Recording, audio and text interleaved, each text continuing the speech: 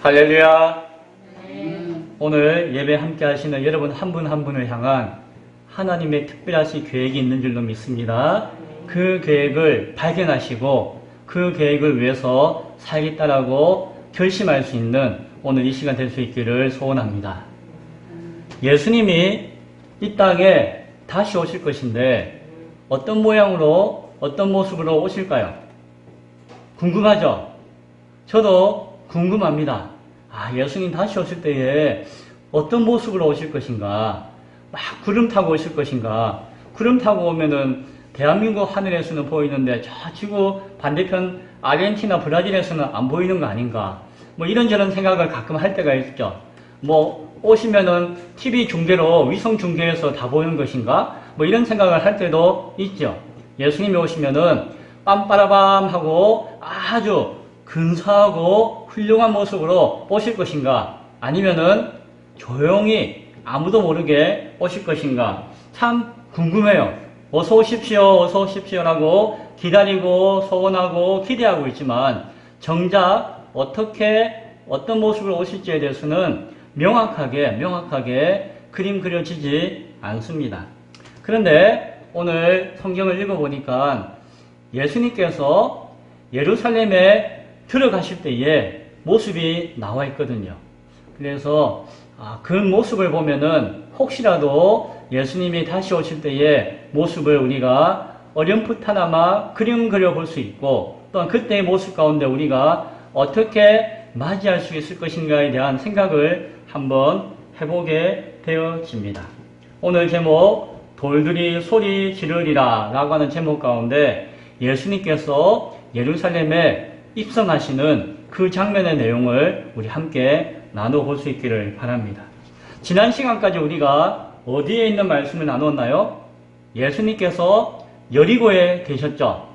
지난 시간에 삭개오를 구원하시고 그 이후에 예수님께서 또한 문화의 비유를 말씀하신 것을 기억하시죠. 그래서 그 비유 가운데서 예비되어지고 준비되어지고 기회를 주신 것을 소중하게 간직한 자는 칭찬받게 되어지고 마지막 때에 그 기회를 소중하게 여기지 못하고 그 사명을 감당하지 못하는 참으로 불의하고 불신앙하는 악한 종에 대해서는 악한 녀석아 라고 심판받게 된다라고 하는 말씀을 듣는 것을 보았습니다. 또한 예수 주인이 왕으로 올 때에 또한 적지 않은 많은 사람들은 주인을 준비하지 못하고 기다리지 못하고 오히려 거역하는 자들의 모습 가운데 있는 것을 볼 때에 주인이 장차 왕으로 와서는 주인을 거역하고 방해하고 거스리는 모든 자들에게 왕을 거역하는 배신자들, 반역자들이라고 여기고 그들을 강하게 죽음으로 심판하는 장면을 우리가 문화의 비유에서 보았죠. 예루살렘에서 그런 사건들과 이야기가 있었습니다. 여리고와 예루살렘의 거리가 어느 정도 된다고 했죠? 25km. 그래서 여리고는 저 강릉 앞바다 경포대 정도 된다면은 예루살렘은 여기 대관령 선자령 꼭대기까지 된다. 거리도 한 25km 되고 높이도 1000m 정도 차이 나는 한 그 정도 되는 거리예요. 예수님께서 여리고에서 일을 마치시고 그 다음날 하루면은 예루살렘에 충분히 올 수 있는 거리죠. 그래서 여리고에서 일을 마치시고 난 다음에 예수님께서 예루살렘을 향해서 가셨어요. 그래서 오늘 성경 28절의 말씀은 지난주 말씀을 마지막이기도 하고 오늘 말씀의 처음이기도 해요. 어떤 말씀인가 하니 예수께서 이 말씀을 하시고 어떤 말씀요? 문화의 비유. 그 여리고에서 이야기를 하시고 난 다음에 예루살렘을 향하여 앞서서 가시더라 라고 하죠. 그러니까 이 이야기는 지난 시간에 했으면은 이제 비유를 마치고 이야기를 마치고 예수님이 이제 예루살렘을 향해서 저 경포대 앞바다에서 대관령 꼭대기를 향해서 가시더라 라고 하고 이야기가 끝나는 것이고 오늘 우리가 또 이 말씀을 읽었잖아요. 이 말씀은 뭡니까? 이제 예루살렘을 향해서 예수님께서 올라오시는 그 상황 가운데서 말씀이 시작되어져요. 자, 예수님이 여리고에서 예루살렘으로 경포대에서 선자님 꼭대기로 바로 올라오지 않으셨어요. 그 중간에 동네가 있는데 그 동네에 들르셨어요. 어딘고 하니 감남산 가까이에 있는 벳바게와 베다니라고 하는 동네에 가까이 가셨을 때에 라고 29절에서 이야기하고 있죠. 자, 여기가 예루살렘이에요. 자, 보세요. 여기가 예루살렘이에요. 큰 도시예요. 서울이에요.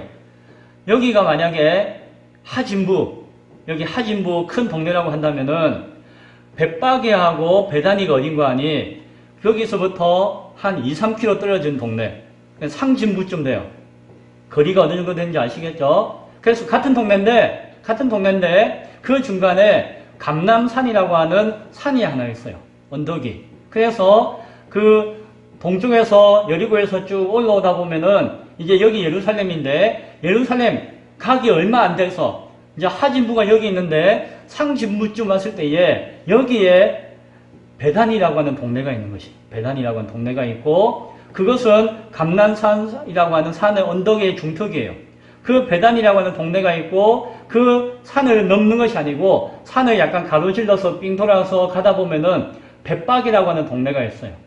바로 옆 동네예요. 그 벳바기를 지나서 이게 쭉 와가지고 이 감남산을 쭉 내려오면은 여기가 어디다?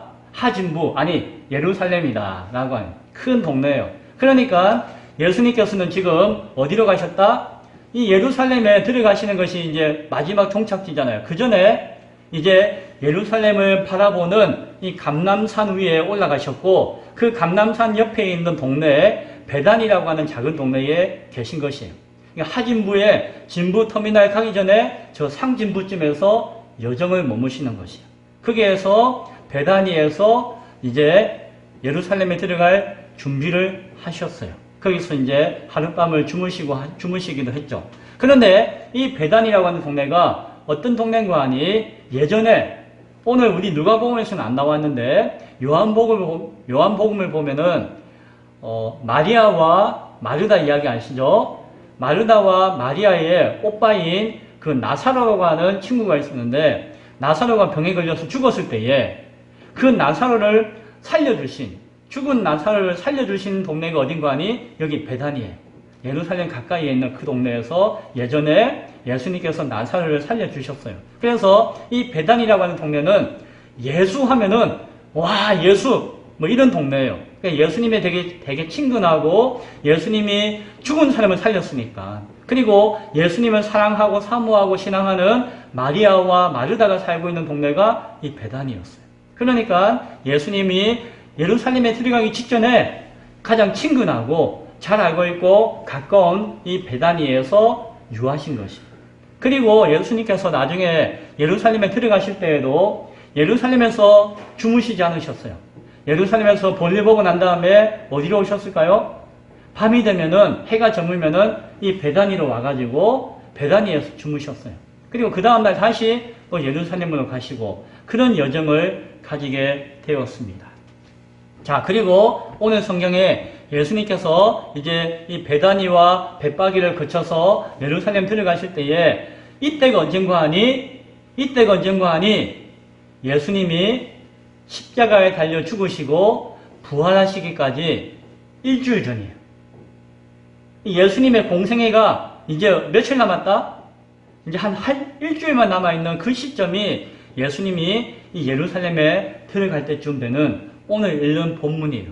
그러니까 오늘 읽는 본문의 그 시간 배경과 장소적인 것들이 그림 그려지시죠? 그 상황 가운데 예수님께서 계신 것이에요. 자, 예수님이 예루살렘 들어가기 전에 이 베다니에서 제자들을 보냈습니다. 뭐라고 하는 거 아니? 제자들 2명을 보내셔가지고 얘들아 저기 아마도 여기 베다니 옆 동네인 벳바기쯤 될 것 같대요. 옆 동네 맞은편 마을 가가지고 나귀 새끼를 데리고 오너라 라고 말씀하세요. 바로 옆 동네인데 한 1km 정도 떨어져 있는 동네인데 거기에 나귀가 매여 있을 것인데 주인이 있겠죠. 그런데 제자 2명을 보내가지고 그 나귀 중에서 새끼예요. 새끼. 그러니까는 나귀도 요만한데 새끼는 더 작겠죠. 그래도 새끼라 하더라도 나귀니까 짐을 지고 할 수는 있었겠죠. 개를 데리고 오너라, 풀어서 데리고 오너라 라고 명령을 내리세요.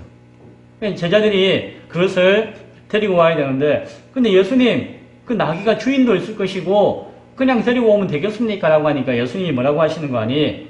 누가 뭐라고 하면은, 주께서 쓰시겠다라고 이야기하여라 라고 하는 것이죠. 그러니까 이 나귀는 그냥 아무 나귀가 아니고, 하나님이, 예수님이 준비시켜 놓으신 것이, 예비시켜 놓으신 것이, 하나님의 뜻과 계획이 있는 준비되어진 나귀였다는 것이죠. 다 준비되었다는 것이죠. 너는 가서 그냥 우리 주님이 쓰시겠습니다라고 이야기하면은 누가 뭐라고 할 수 있는 사람이 없다. 아마 그 나귀 주인도 마음으로 준비하고 있고, 아이고 쓰십시오라고 할 것이다 라고 하는 것을 이미 다 준비해 놓은 것이죠. 그래서 예수님은 그 나귀를 데리고 오너라 라고 이야기하시고, 그 나귀를 데리고 와서 그 나귀를 타고 예루살렘을 향해서 가셨어요. 자, 성경을 보면은 그때가 언제입니까? 라고 할 때에 많은 사람들은 그날을 종려주일이다 라고 이야기해요.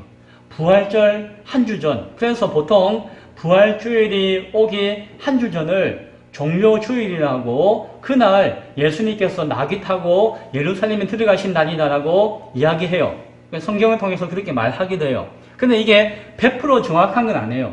그냥 우리가 그렇게 이해하고 해석해서 지키고 있지만, 성경을 읽어보면은 그날이 그 주일 전날 안식일일 가능성도 있어요. 읽어보면은. 그런데 뭐 안식일이면은 하루 정도 차이가 나지만 뭐 그게 뭐 아주 그렇게 결정적으로 중요한 것은 아니니까 안식일일 수도 있고 주일일 수도 있다. 어쨌든 그 날이 되었을 때에 예수님께서 나귀를 타고 오신다라고 합니다. 그런데 그 날 이름을 우리는 뭐라고 부른다고 했죠?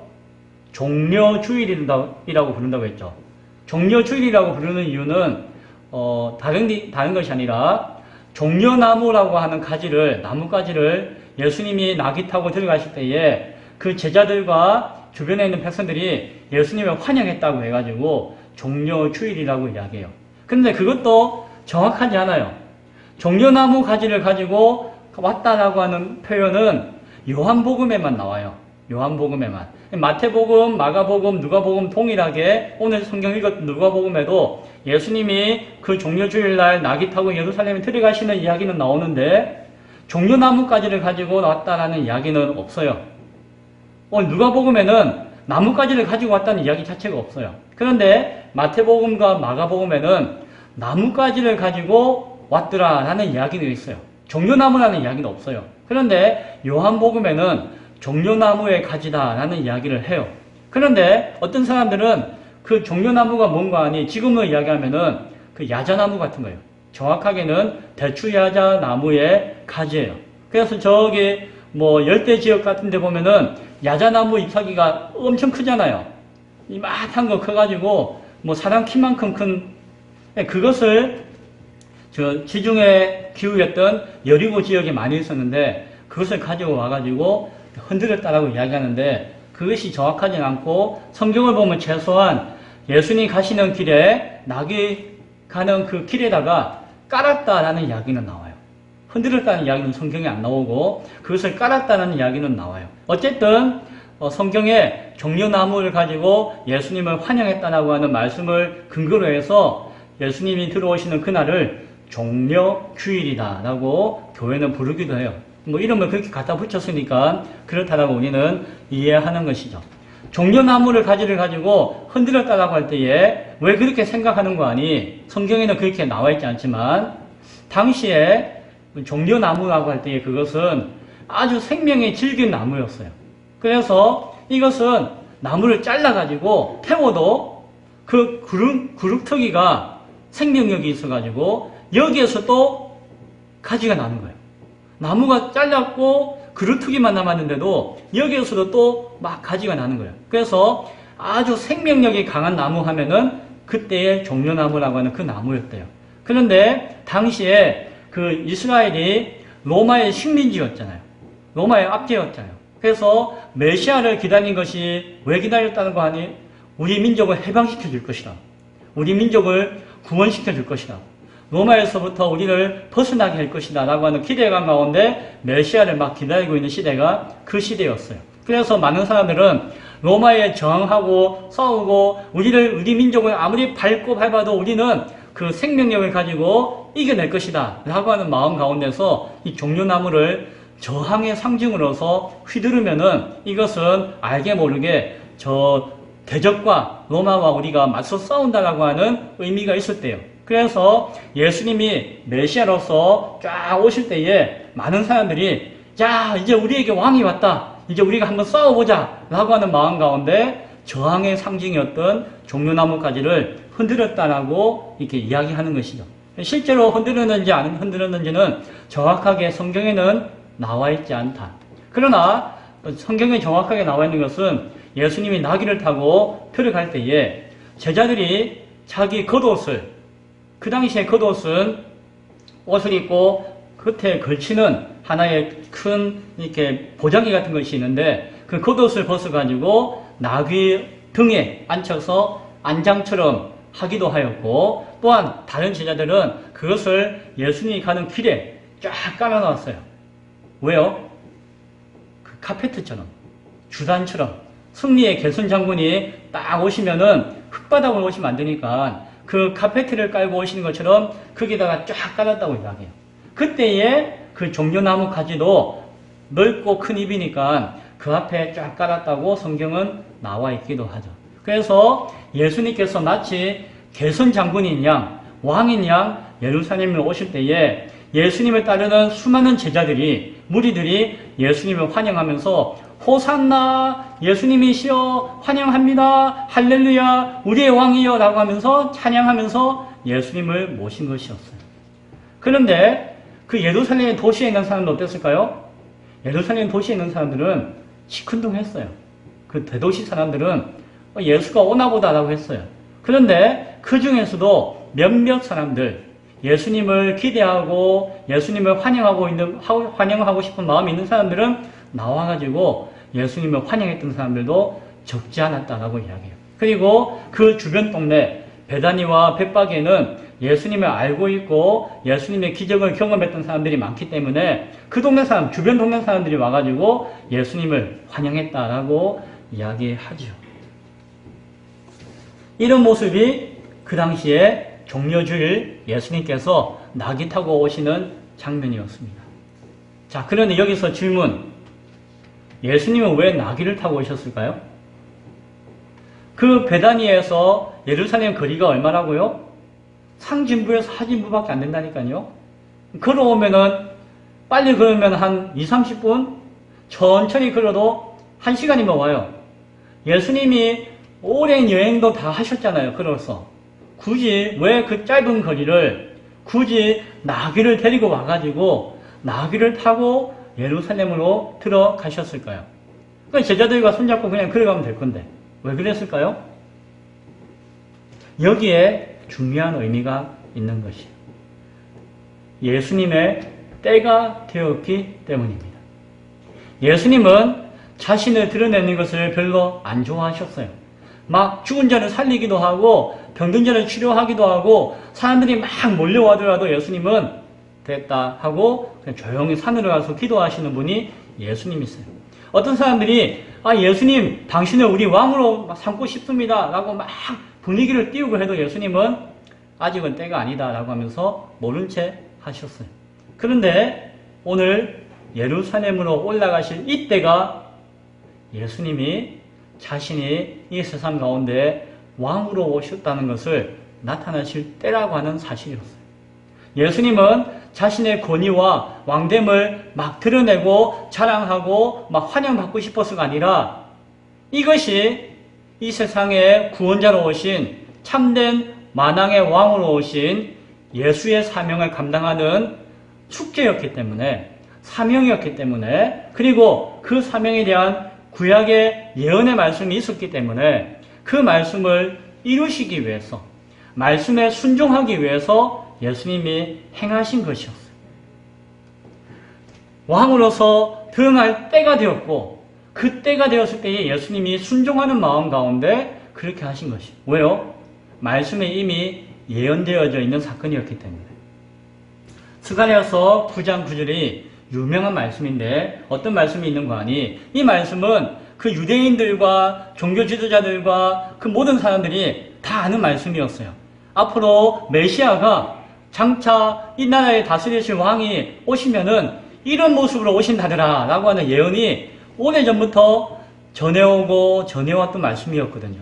그 말씀이 무엇인가 하니 스가랴서 9장 9절의 말씀인데요. 잘 들어보세요. 시온에 따라, 이 시온에 따른 예루살렘 이야기, 이스라엘을 이야기하는 것이요. 시온에 따라 크게 기뻐할지어다. 예루살렘에 따라 즐거이 부를지어다.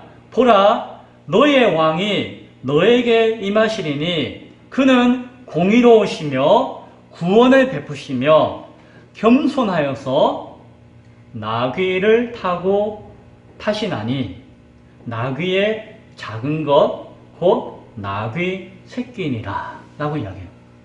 신기하죠? 왕이라고 한다면은 개선 장군이라고 한다면은 아주 근사한 말이나 아니면은 큰 노새와 같은 것을 타고 왔대요.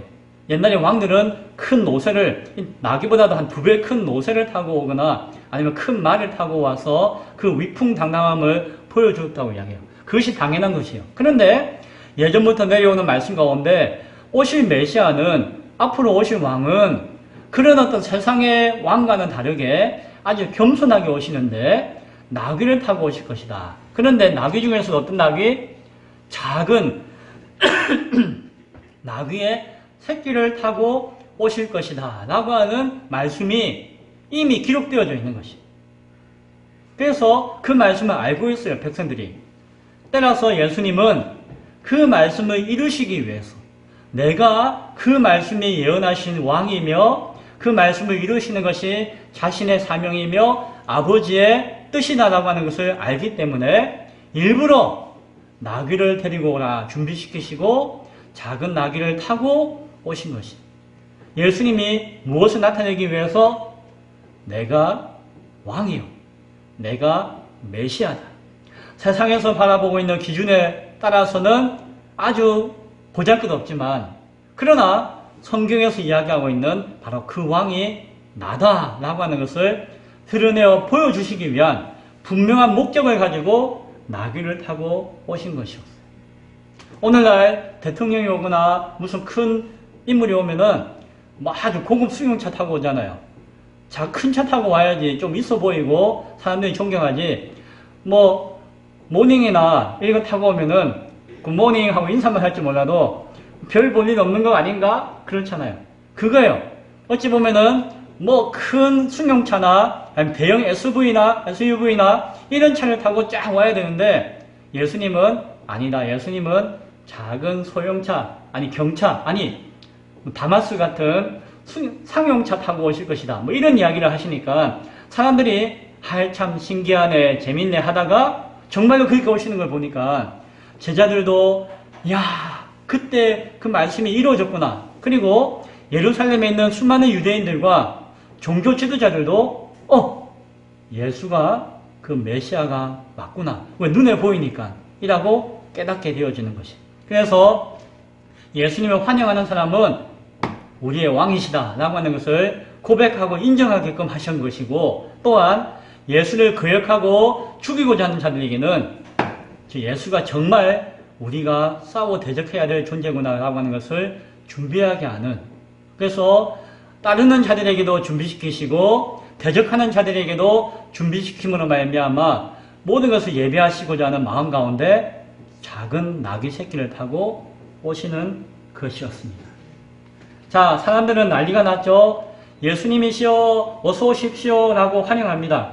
자, 오늘 성경을 보니까 그 감난산 내리막길에 그 언덕길을 쭉 내려올 때에 제자들의 온 무리가, 제자들이 12명이 아니었죠. 수백 명의 제자들이 있었는데 자기들의 본바 모든 능한 일로 인하여 기뻐하며 우리의 왕이신 예수님께서 드디어 예루살렘에 와가지고 무엇인가 큰일을 하신다 라고 생각하면서 큰 소리로 하나님을 찬양하며 예수님을 찬송하면서 맞이하고 있는 것이, 주의 이름으로 오시는 왕이시여, 주의 이름으로 오시는 왕이시여, 하늘에는 평화요 가장 높은 곳에서는 영광이로다 라고 노래하며 찬양하면서 예수님을 맞이하고 있는 것이. 예수님이 탄생할 때에 천사가 이런 찬양을 했습니다.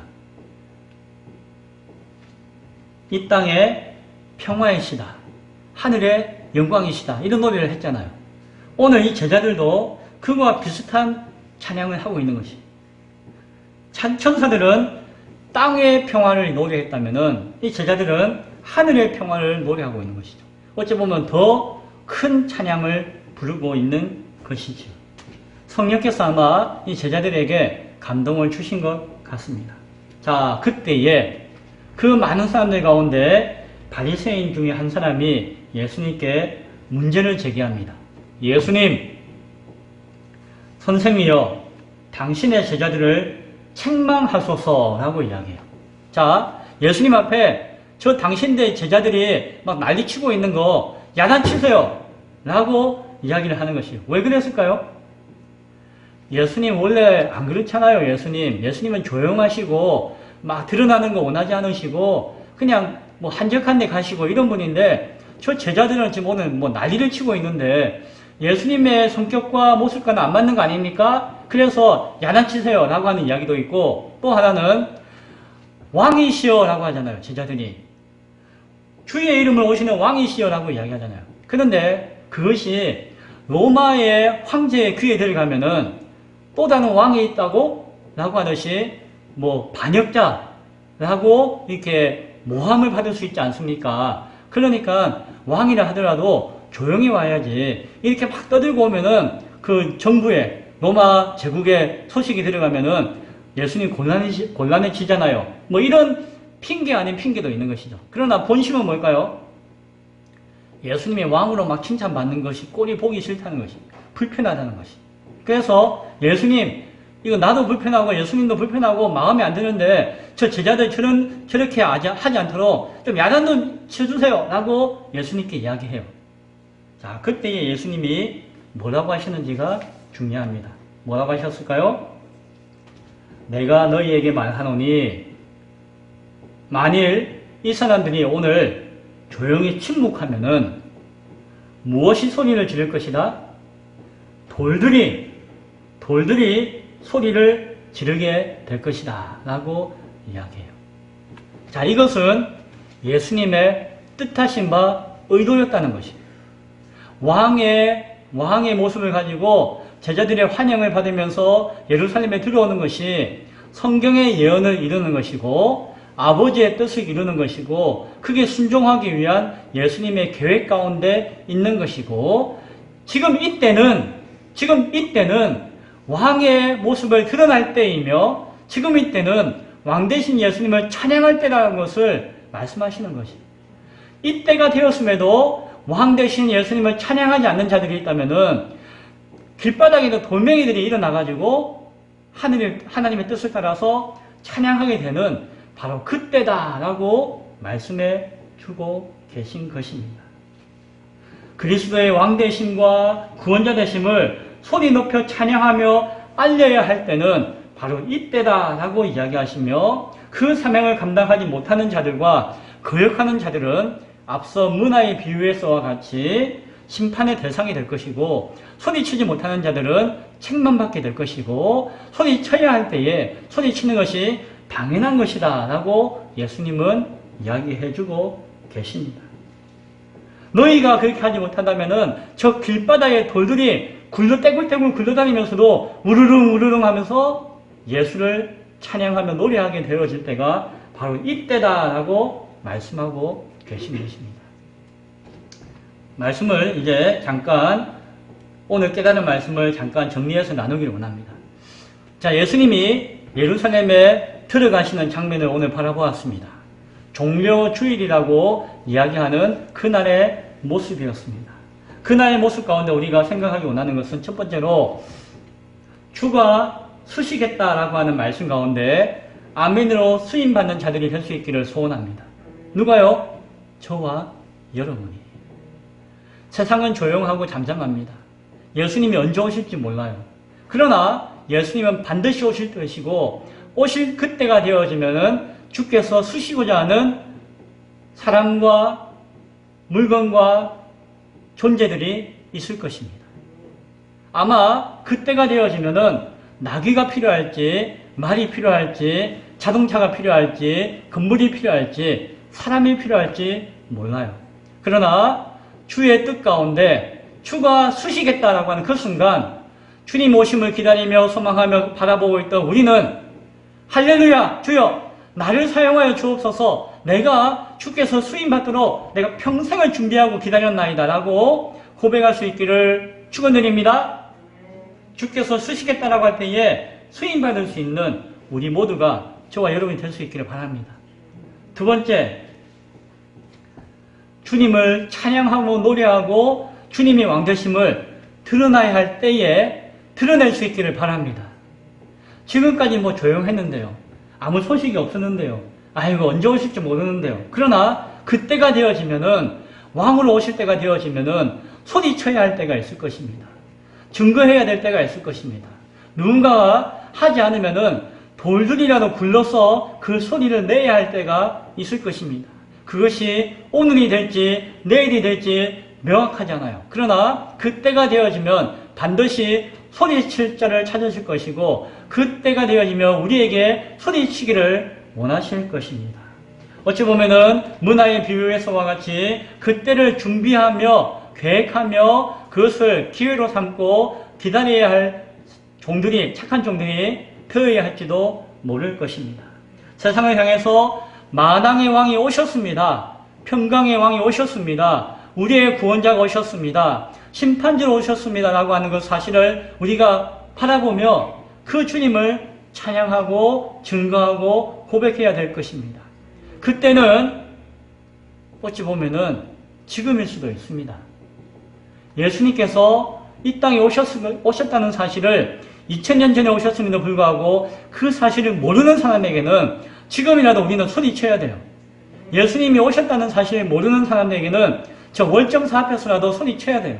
그때가 지금이라고 생각하는 그 심령에게는 그러한 소리가 칠 수 있는 그때가 되어야 할 줄로 믿습니다. 또한 세 번째, 어떤 순간이라 할지라도 주님을 거역하며 주의 사람을 책망하고자 하는 사람들이 있다는 사실을 기억해야 할 것입니다. 세상 모두가 하나님을 알고 있는 모든 사람들이 믿는다라고 하면서 예수님 앞에 나아간다고 하지만 결국 참된 사명자가 그 사명을 감당하는 그 순간 그들은 그 사명자의 길을 막거나 그들을 욕하거나 책망하거나 거스리고자 하는 사람들이 분명히 나타나게 되어질 것입니다. 어떤 모양인지 어떤 모습인지 알지 못하지만 예수님을 직접적으로 거역하지 않는다 할지라도 예수님을 섬기고자 하는 사람들을 막음으로 말미암아 예수님을 거역하는 자들이 분명히 나타나게 되어질 것이고 호시탐탐 기회를 노리게 되어질 것입니다. 분명한 것은 그 속에서도 당당하게 주를 찬양하며 주님을 고백하며 주의 사명을 지혜롭게 감당할 수 있는 우리들이 될 수 있기를 간절히 소원합니다. 우리가 준비하지 못하면, 우리가 찬송하지 못하면, 우리가 싸워 나아가지 못하면 어찌면은 길바닥에 있는 돌들이 그 사명을 감당하게 되어질지도 모를 것입니다. 이 시대를 향한 돌 구르는 소리라도 우리는 낼 수가 있어야 할 것입니다. 이제 말씀을 맺습니다. 오늘 예수님이 예루살렘에 입성하신 그 첫날의 모습을 우리가 함께 살펴보았습니다. 정말 주일인지 안식일인지 정확하지는 않아요. 그러나 주님은 약속대로 예루살렘에 오셨어요. 오시겠다 하셨고 오셨어요. 그리고 주님은 약속대로 이제 한 주간의 고난의 주간을 삶을 사시고 약속대로 십자가에 못 박혀 죽으실 것이에요. 그리고 약속대로 사흘 만에 부활하실 것입니다. 그리고 오늘날 약속대로 성취하신 예수님은 다시 이 땅에 우리 가운데 심판주로 오실 것입니다. 그 약속이 하나하나 이루어지는 것을 바라보며 소망할 수 있기를 바랍니다. 오늘 첫날 예수님은 예루살렘 성전에 오셨다가 이제 다음 주 말씀을 보면은 다시 베다니로 돌아가세요. 그 다음 날 되어지면 또 오셔가지고 성전을 깨끗하게 청소하시고 그것을 분을 내시면서 악한 자들을 멸하세요. 그리고 또 베다니로 가세요. 그 다음날 또 오셔가지고 성전에서 그 유대 종교 지도자들과 논쟁하며 싸우시는 장면을 다음 주가 되면 보게 되어질 것입니다. 예수님은 이제 마지막 사명을 하루하루 한순간 한순간 감당하시는 장면을 우리에게 보여주시고 마지막 십자가를 향해 나아가게 될 것입니다. 자, 사랑하는 성도 여러분, 이제 오늘 이후에 우리가 나누는 말씀은 그 순간순간이 예수님의 마지막 순간이에요. 남은 며칠 기간에 그 순간의 말씀을 보게 되어질 것입니다. 성경 전체 가운데서 가장 중요한 말씀이 복음서이고 복음서 전체 말씀 가운데서 가장 중요한 말씀이 이제 우리가 살펴보게 되어질 예수님의 마지막 순간의 모습이에요. 이제 앞으로 몇 주 동안 이제 가을을 준비하면서 그것을 사모하면서 준비하면서 말씀을 기대하면서 함께 집중하고 나눌 수 있기를 소원합니다. 이제 우리 수요일마다 소일이 문답을 나누고 있잖아요. 소일이 문답도 마지막 107문을 향한 마지막 10개 정도의 문항을 가지고 있죠. 그래서 이제 이 여름 기간을 마무리되어지고 가을이 되어지는 이 시점에 어찌 보면은 우리 교회 주시는 하나님의 말씀이 뭔가 집중되어지고 뭔가 새로워지는 어떤 강조되어지는 시간이라 하는 마음이 들어요. 그래서 더욱더 말씀을 사모하시고 말씀에 집중할 수 있는 우리 기쁨의 교회가 되었으면 합니다. 이것이 말씀의 기회일 수가 있어요. 오늘 말씀을 들으신 분들은 이제 이 말씀의 기회가 나에게 새롭게 열려졌을 수가 있습니다. 마지막이라고 하는 오늘 예배가 오늘 이 말씀이 내 인생의 마지막이라고 하는 마음으로서 한순간 한순간을 사모하면서 기도하면서 함께 나눌 수 있기를 소원합니다. 자, 오늘 왕으로 오시는 예수님을 다시 한 번 더 찬양하며 우리 마음속에 그 예수님을 다시 한 번 더 영접할 수 있는 복이 있을 수 있기를 간절히 축원드립니다. 기도하겠습니다.